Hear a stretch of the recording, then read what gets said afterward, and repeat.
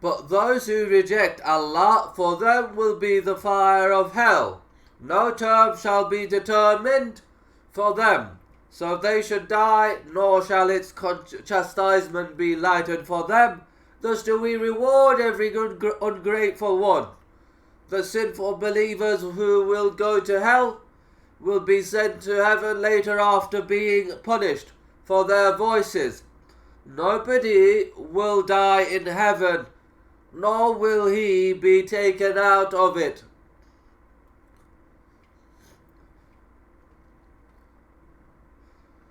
When all heavenly people will enter paradise, hellish ones to hell, death will be placed before them. Later on it will be slaughtered between heaven and hell.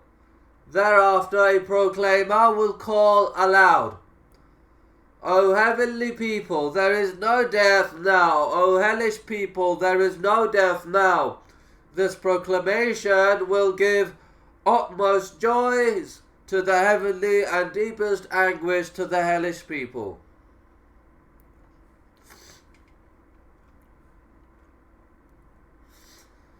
Maryam wa adirhum yamul hasrait, and then said, explaining the word hasrat, death in physical form, will be brought in the shape of a sheep having black spots and put on the wall between heaven and hell, and the heavenly people will be called out and said,